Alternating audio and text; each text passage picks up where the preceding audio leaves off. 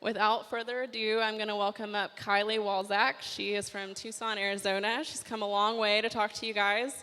She's done a really great project called Cyclovia, and she's going to tell you all about it. Thanks, Kylie. All right, thanks.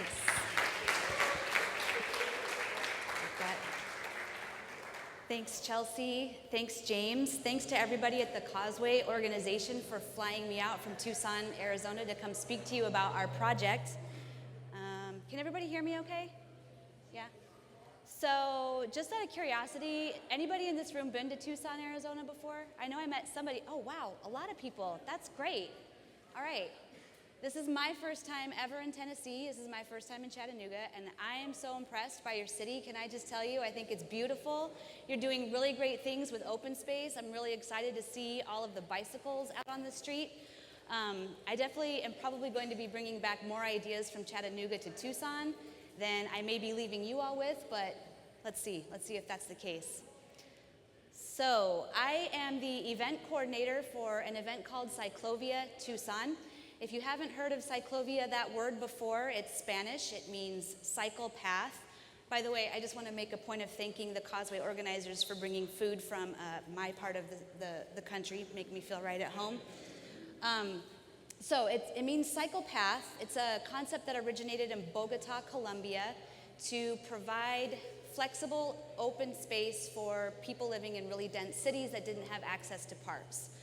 They used the streets and kicked all the cars off of them temporarily for one day every week and turned them into linear parks. We in Tucson thought that idea was pretty cool. It really helped us achieve a lot of the goals that we were interested in achieving, namely, how do we get more people on bicycles, and how do we change the culture around perceptions of who a bicycle is, or who a bicycle rider is, who they can be, and how do we all share the road space that we all need to use? Because if you go to Tucson and you ask somebody to tell you, what do the people who ride bikes there look like? They're probably going to tell you they look like this.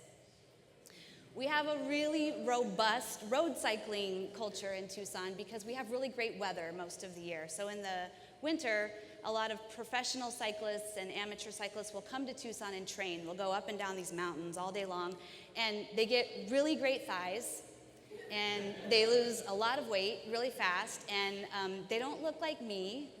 Most of them are men that you see out on the streets.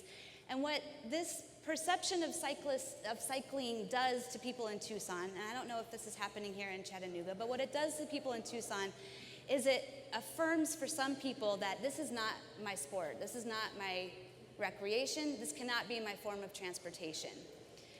There's a lot of animosity between drivers and cyclists in Tucson, and we wanted to change that. So I moved to Tucson in 2006 to go to graduate school. My father actually was the city of Tucson's first bicycle and pedestrian planner, coordinator.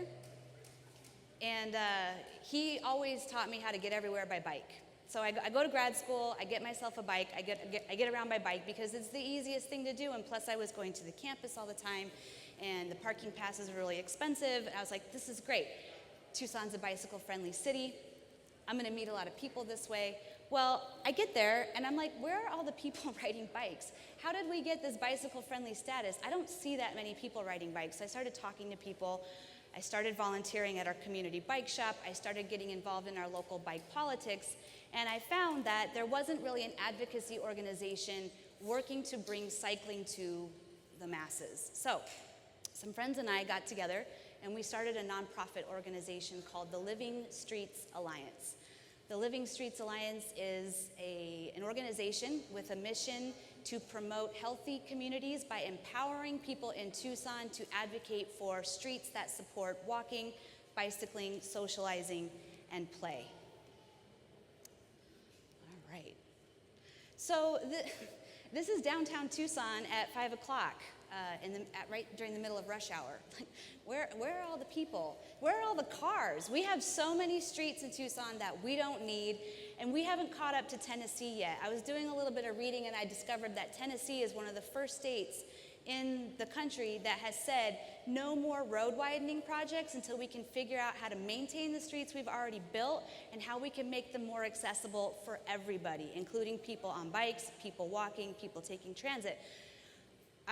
It's going to take a while for Tucson to catch up to you all. This is what a lot of our streets look like. They're overbuilt. In fact, this is actually one of the better streets. Most of our streets in Tucson have tons of potholes in them, and that really gets people upset. And the Living Streets Alliance was formulated because we had a vision that we wanted to share with the people of Tucson, that your streets can look like this, right? And I'm not going to get into the kinds of zoning changes that would be required in a city in order for this kind of density to happen, but our vision was, you know what, we just want to start with changing people's perceptions of the actual physical roadway space and how roads can connect people. They can connect people to people, they can connect people to destinations, they can connect people to jobs, all kinds of things. So, how are we going to do this? So we said Living Streets Alliance was like, you know, we're a nonprofit organization. We don't have a huge budget. This whole concept of streets being designed for people is really relatively new in Tucson, where the car is king, just like LA, like Texas. So we decided we would throw a Cyclovia. Oh yeah, I was going to show you guys this picture because this is a good picture of how disconnected parts of Tucson are. And we really wanted to focus on the sense of urgency that we have in our part of the country, where we're running up against some really serious water concerns. We're running up against a lot of really serious maintenance concerns, like a lot of communities. And we wanted to show people that you don't have to be afraid of living downtown. We've gone through the same things a lot of communities have gone through. We had a lot of flight in the 70s and 80s. We're just now revitalizing our downtown again. We wanted to bring people downtown. We wanted to show them how much fun it can be to meet your neighbor and get reconnected. Okay, so what's a Cyclovia? So a Cyclovia is an event that can happen as often as you're able to make it happen. We've managed to go from 1 event per year to 2 events per year. We choose Sundays because Sundays happen to be some of the lowest traffic days of the week. Now a lot of people are out in their cars. And we shut down this network of streets from 10 a.m. to 3 p.m., kicking off the cars, putting up barricades, staffing every single intersection with volunteers, loading the route up with all kinds of activity hubs and fun, enticing things to draw people in and to get them moving. So we want them to remember that physical health is a really important part of this active transportation movement, and connecting with each other, and also reconnecting with parts of their community. So I'm just going to point out a couple things about this route. Up in the north part up there is our revitalizing historic downtown and the neighborhoods around it. And then interestingly, right about, you can't really see it very well, but sort of do I have a laser? Yeah, I do, great. Okay, so sort of about right here for about 1 mile square, this is actually called the city of South Tucson. It's really unique in that we have a 1 square mile city within a city called the city of South Tucson. It is predominantly Latino, low income. We have really high rates of obesity and diabetes, and bicycling, walking, and taking transit are the most commonly used forms of transportation, but there isn't a lot of dignity with those kinds of forms of transportation. The people who live in the rest of Tucson will sometimes go to the city of South Tucson because it's got some of the best Mexican food in the city, but most people will tell you it's blighted, it's dangerous, I don't want to have anything to do with that part of town. So we intentionally designed this route to connect people in the wealthier, gentrifying neighborhoods up north with the people in the city of South Tucson. Well, did it work? It's working beautifully. So finally, after 5 years of doing this, we managed to convince the city of South Tucson that this is, let me back up a second. So when we first started doing this, we saw 5,000 people come out with very little marketing, with very little outreach. We slowly started growing, 10,000 the next year, 15,000 the following year. Finally, this last April, when we had our 6th event, the city of South Tucson, which underwent some pretty dramatic political changes in the last year, they saw this event and they said, this is an incredible opportunity to show off our city. And we were like, yes, we've been waiting for you to say that. So they threw this really awesome Feria de Sur Tucson in the middle of South Tucson. And I just love this image because you get to see our bicycling friends in the back there just taking in all of the beautiful things, the diversity, the culture that South Tucson has to offer. A couple more pictures here. I love this picture too because one of the big things that people tell us when we go to do outreach in the city of South Tucson is we don't have bikes. And we kind of shot ourselves in the foot a little bit when we chose the name Cyclovia because it's going to be indelibly linked to bicycling. We try really hard to let them know that this is an event that you can walk, jog, skate, stroll, wheelchair, bring your dog. You can do anything you want just as long as it has nothing to do with motor vehicles. So we did see a lot of kids bring out their Razor scooters. They've all got helmets on, which makes the officials really happy. And I love this guy here. He's putting his helmet on backwards, but don't worry. There's lots of bike ambassadors along the route that are going to catch that, and they're going to show them how to do it properly. And then I just want to show you this image as well. This is a rock climbing wall that we put right in the middle of a busy intersection to give motorists a visual cue of like, oh my gosh, what is going on in that street? And this is right outside of Arizona's Children Association, which is our orphanage. And so this is a really incredible opportunity to bring that community out and interact with everybody as well. And here's what we're seeing. So one of the things we were sure to do is document our success because notions of promoting alternative transportation in the state of Arizona are not popular. And people always want to know why you're so anti-car. And so we wanted to show them the ways that we're being successful. You can see here our growth from just our first event in 2013 to our last event here in 2014 in April. We're seeing increased participation. We're seeing increased use of alternative transportation in people's everyday lives. And that's another big goal that we have, right? We want people to get out of their cars. We believe that communities connect when people are outside of their cars as often as they can be. Right here in this bicycle wheel, it says, let me see here, 80% of people are likely or very likely to bus, bike, walk more often for transportation. We're asking them on the way out, how much money did you spend during a Cyclovia? We're finding that an average of $250,000 is spent in the span of 5 hours, which is not insignificant. And it really helps us when we go to businesses and ask them to participate because businesses can get a little freaked out when you tell them that the streets in front of their business are going to be closed for a day. We also know that this event is reaching new audiences and drawing in new people. We had 35% first-timers this last event, which is fantastic. Also, we asked them, did this event make you aware of a new business or restaurant as a result of participating? And 61% of them said yes, it did. We like to do this so that everybody gets a good pat on their back and let them know how much pollution they didn't emit for the day, and also let them know that they can then go back to the Mexican restaurants and load up because they burned a lot of calories that day. Okay, so is Cyclovia creating connectivity amongst the participants? And here's just a couple of comments from past participants who took the time to let us know what Cyclovia means to them. As someone whose home is directly on this last Cyclovia route, thank you for letting me see for the first time in 10 years of living here how someone could possibly fall in love with this city. Come back often. One of the things that really struck me too when I first moved to Tucson was that if you talk to people, they'll tell you, I feel like our city is so spread out. I feel like there isn't connection in this city. We don't have a city center. Our downtown's tiny. How do you meet people? How do you feel like you're a part of a community? And Cyclovia is helping make that happen. I wish we could do it more often. Also, my young next-door neighbor just finished his stint as a roadside pianist during today's Cyclovia Tucson event. Proud parents were beaming as his fingers glided across the keyboard. Thanks to our neighbor across the street for loaning the spot under the shady mesquite tree, too. What a great day, and so nice to see so many people walking and biking and hearing the sounds of a happy community. I couldn't help but start singing old barbershop tunes to myself as it brought to mind thoughts of an old-fashioned era when transportation was simple and social gatherings like today's event were the way news and information was shared. I just tear up when I get these things. It's like, this is what we're trying to do. This is great.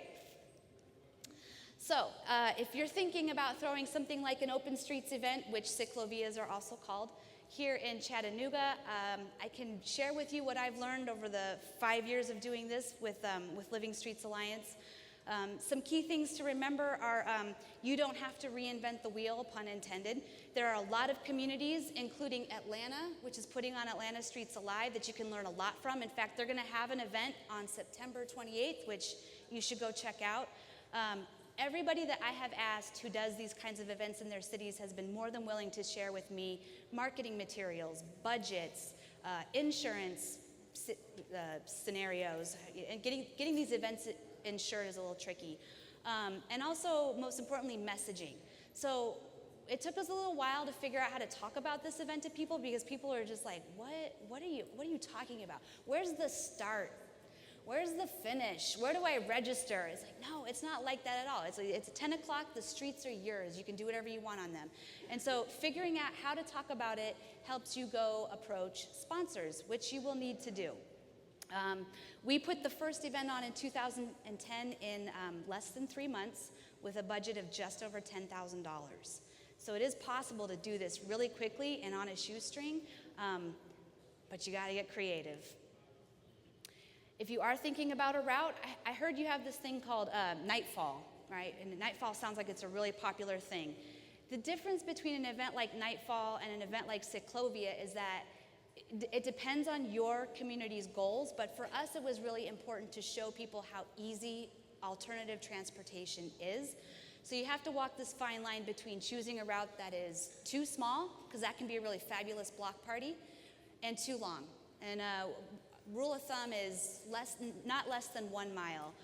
This is a map of our November 2nd route, November 2nd event, which is the next one we'll have.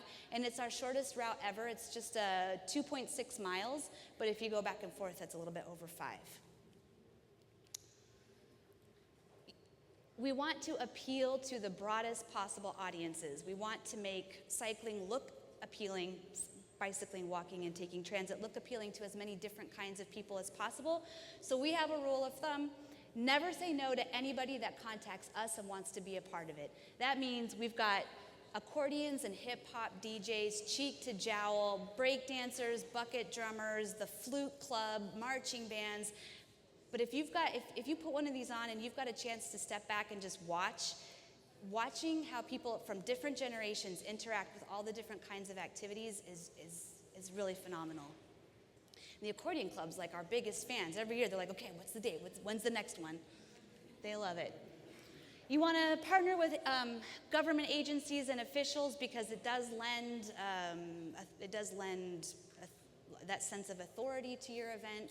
Also, I don't know how it is here in Chattanooga. In Tucson, in Arizona, we passed this really awful legislation where police officers are required to ask a person's immigration status. So basically, we created this whole culture of fear in the city of South Tucson, where most people are Latino. And so people were stuck inside of their houses. They didn't want to come out. When they saw at this event that there were police on the corner, they were afraid to participate. But providing this opportunity for a day where people come out and they get to interact with the police officer in a positive way has had really profound impacts. The police now tell us this is one of the best events that they work. We definitely get volunteers together to make big thank you signs for our police officers, and it's been really positive. Also, there's tons of resources with your government agencies, and it looks to me like the city of Chattanooga is pretty bike friendly. Finally, make it interactive, and these other artists that are here today are going to talk a lot about these great ideas for making your Open Streets event interactive. It's a great way to partner up. So if some people want to work on some interactive community engagement tools, having an Open Streets event is a really great place to unveil that and to get a lot of participation. If you want this event to be about community building, then be intentional about that and ask people questions. It doesn't take very much to get some materials together and start a conversation that way. Finally, make it fun. These are 3 University of Arizona college students walking down the middle of South 4th Avenue in the middle of South Tucson, one of the most blighted areas in Tucson. And this wouldn't happen if we didn't make this seem like the most fun, safe, welcoming, inclusive, event of the year, and we're doing that. Here's just a few ideas of some kinds of activities that have been really popular with our Cyclovia that you can put at different stations. We buy a whole bunch of fake fur and flowers and cut them all up into strips, and we have bike decorating stations so the kids can cover their bikes with fur. We reached out to the Poets Society in Tucson and asked them to host a booth where they could have an interview with people and their bikes and come up with names for their bikes. People love that. Local neighborhood groups and artists get together and they lead walking tours of murals and other points of interest in their neighborhoods. Of course, food trucks, DJs, get the dodgeball players out there. Sidewalk chalk. Doesn't seem to me like Chattanooga has any shortage of sidewalk chalk. No? Okay. And then also always hand out free helmets for youth because people will want to know what you're doing to promote safety. So that's our Cyclovia in Tucson. It is growing into one of the most popular events in our city. We're excited to have it twice a year. We hope to have it more often. And I'm going to leave you with my contact information there. So thank you very much for coming out here.